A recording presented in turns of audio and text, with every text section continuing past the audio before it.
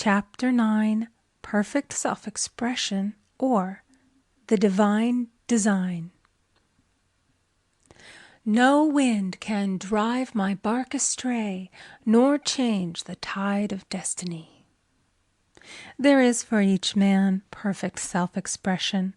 There is a place which he is to fill, and no one else can fill, something which he is to do, which no one else can do. It is his destiny. This achievement is held, a perfect idea in divine mind, awaiting man's recognition. As the imaging faculty is the creative faculty, it is necessary for man to see the idea before it can manifest.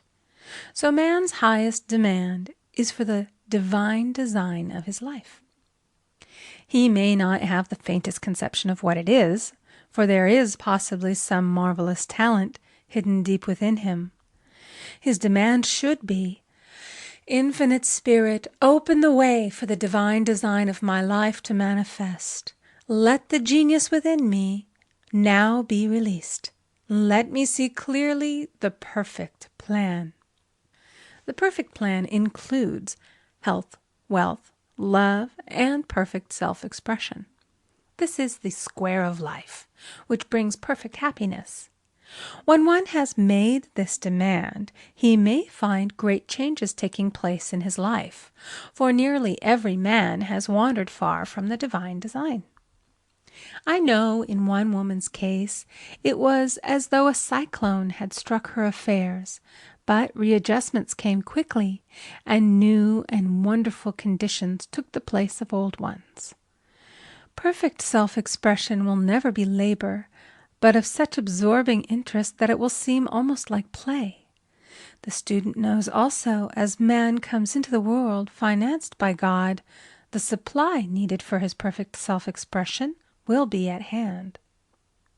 Many a genius has struggled for years with the problem of supply, when his spoken word and faith would have released quickly the necessary funds. For example, after the class one day, a man came to me and handed me a cent. He said, I have just 7 cents in the world, and I'm going to give you 1, for I have faith in the power of your spoken word. I want you to speak the word for my perfect self-expression and prosperity. I spoke the word and did not see him again until a year later. He came in one day, successful and happy, with a roll of yellow bills in a pocket. He said, Immediately after you spoke the word, I had a position offered me in a distant city, and am now demonstrating health, happiness, and supply. A woman's self-expression may be in becoming a perfect wife, a perfect mother, a perfect homemaker, and not necessarily in having a public career. Demand definite leads, and the way will be made easy and successful. One should not visualize or force a mental picture. When he demands the divine design to come into his conscious mind, he will receive flashes of inspiration and begin to see himself making some great accomplishment. This is the picture or idea he must hold without wavering. The thing man seeks is seeking him. The telephone was seeking Bell. Parents should never force careers and professions upon their children.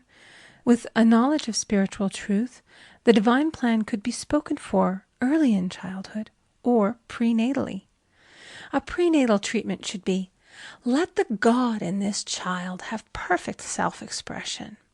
Let the divine design of his mind, body, and affairs be made manifest throughout his life, throughout eternity. God's will be done, not man's. God's pattern, not man's pattern, is the command we find running through all the scriptures, and the Bible is a book dealing with the science of the mind. It is a book telling man how to release his soul or subconscious mind from bondage. The battles described are pictures of man waging war against mortal thoughts. A man's foes shall be they of his own household. Every man is Jehoshaphat, and every man is David, who slays Goliath mortal thinking with the little white stone, faith. So man must be careful that he is not the wicked and slothful servant who buried his talent. There is a terrible penalty to be paid for not using one's ability. Often, fear stands between man and his perfect self-expression. Stage fright has hampered many a genius. This may be overcome by the spoken word or treatment. The individual then loses all self-consciousness and feels simply that he is a channel for infinite intelligence to express itself through. He is under direct inspiration, fearless and confident, for he feels that it is the Father within who does the work. A young boy came often to my class with his mother. He asked me to speak the word for his coming examinations at school. I told him to make the statement, "I am one with infinite intelligence. I know everything I should know on this subject." He had an excellent knowledge of history, but was not sure of his arithmetic.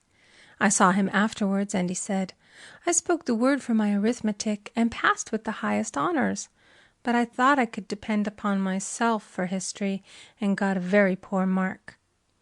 Man often receives a setback when he is too sure of himself, which means he is trusting to his personality and not the Father within. Another of my students gave me an example of this.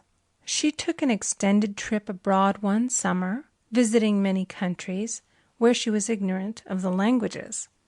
She was calling for guidance and protection every minute, and her affairs went smoothly and miraculously. Her luggage was never delayed nor lost. Accommodations were always ready for her at the best hotels, and she had perfect service wherever she went. She returned to New York. Knowing the language, she felt God was no longer necessary, so looked after her affairs in an ordinary manner. Everything went wrong. Her trunks delayed, amid inharmony and confusion. The student must form the habit of practicing the presence of God every minute. In all thy ways acknowledge him. Nothing is too small or too great. Sometimes an insignificant incident may be the turning point in a man's life. Robert Fulton, watching some boiling water simmering in a tea kettle, saw a steamboat. I have seen a student often keep back his demonstration through resistance or pointing the way. He pins his faith to one channel only and dictates just the way he desires the manifestation to come, which brings things to a standstill. My way, not your way, is the command of infinite intelligence. Like all power, be it steam or electricity, it must have a non-resistant engine or instrument to work through, and man is that engine or instrument. Over and over again, man is told to stand still. O Judah, fear not, but tomorrow go out against them, for the Lord will be with you. You shall not need to fight this battle. Set yourselves, stand ye still, and see the salvation of the Lord with you. We see this in the incidents of the $2,000 coming to the woman through the landlord when she became non-resistant and undisturbed, and the woman who won the man's love after all suffering had ceased. The student's goal is poise. Poise is power, for it gives God power a chance to rush through man, to will and to do its good pleasure. Poised, he thinks clearly and makes right decisions quickly. He never misses a trick. Anger blurs the visions, poisons the blood, is the root of many diseases, and causes wrong decision, leading to failure. It has been named one of the worst sins, as its reaction is so harmful. The student learns that in metaphysics, sin has a much broader meaning than in the old teaching. Whatsoever is not of faith is sin. He finds that fear and worry are deadly sins. They are inverted faith, and through distorted mental pictures bring to pass the thing he fears. His work is to drive out these enemies from the subconscious mind. When man is fearless, he is finished. Maeterlinck says that man is God afraid. So as we read in the previous chapters, man can only vanquish fear by walking up to the thing he is afraid of.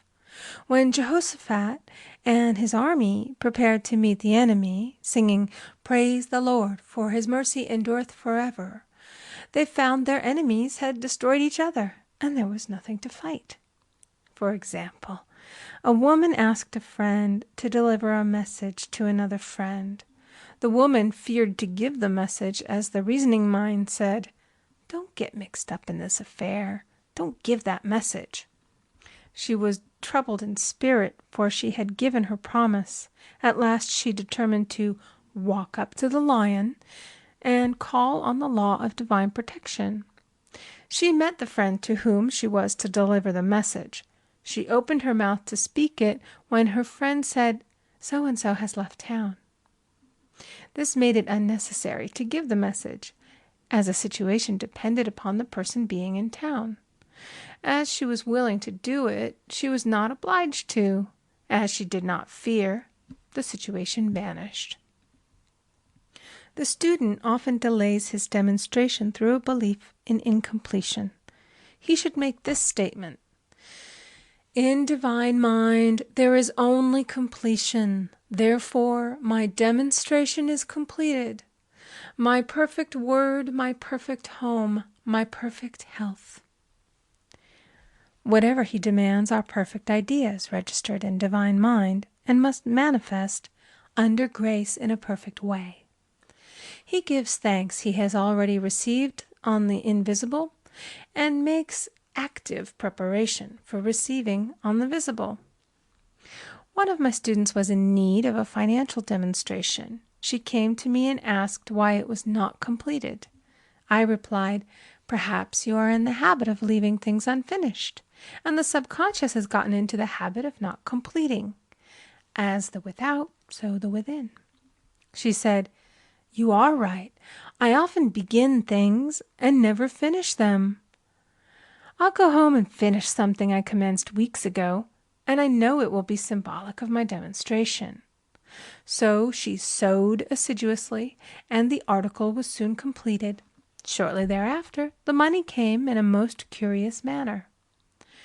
Her husband was paid his salary twice that month. He told the people of their mistake, and they sent word to keep it. When man asks, believing, he must receive, for God creates his own channels. I have been sometimes asked, suppose one has several talents. How is he to know which one to choose? Demand to be shown definitely. Say, "Infinite Spirit, give me a definite lead. Reveal to me my perfect self-expression. Show which talent I am to make use of now." I have known people to suddenly enter a new line of work and be fully equipped with little to no training, so make the statement, "I am fully equipped for the divine plan of my life," and be fearless in grasping opportunities. Some people are cheerful givers, but bad receivers. They refuse gifts through pride or some negative reason, thereby blocking their channels, and invariably find themselves eventually with little or nothing. For example, a woman who had given away a great deal of money had a gift offered her of several $1,000s. She refused to take it, saying she did not need it. Shortly thereafter, her finances were tied up, and she found herself in debt for that amount. Man should receive gracefully the bread returning to him upon the water. Freely ye have given, freely ye shall receive. There is always the perfect balance of giving and receiving, and though man should give without thinking of returns, he violates law if he does not accept the returns which come to him, for all gifts are from God, man being merely the channel. A thought of lack should never be held over the giver. For example, when the man gave me 1 cent, I did not say, "Poor man, he cannot afford to give me that." I saw him rich and prosperous with his supply pouring in. It was this thought which brought it. If one has been a bad receiver, he must become a good one, and take even a postage stamp if it is given him, and open up his channels for receiving. The Lord loveth a cheerful receiver, as well as a cheerful giver. I have often been asked why one man is born rich and healthy, and another poor and sick. Where there is an effect, there is always a cause. There is no such thing as chance. This question is answered through the law of reincarnation. Man goes through many births and deaths until he knows the truth which sets him free. He is drawn back to the earth plane through unsatisfied desire, to pay his karmic debts or to fulfill his destiny. The man born rich and healthy has had pictures in his subconscious mind, in his past life, of health and riches, and the poor and sick man of disease and poverty. Man manifests, on any plane, the sum total of his subconscious beliefs. However, birth and death are man-made laws, for the wages of sin is death. The Adamic fall in consciousness through the belief in two powers. The real man, spiritual man, is birthless and deathless. He was never born and has never died. As he was in the beginning, he is now and shall ever be. So through the truth, man is set free from the law of karma, sin, and death, and manifests the man made in his image and likeness. Man's freedom comes through fulfilling his destiny, bringing into manifestation the divine design of his life. His Lord will say unto him, "Well done, thou good and faithful servant. Thou hast been faithful over a few things. I will make thee ruler over many things, death itself. Enter thou into the joy of thy Lord, eternal life."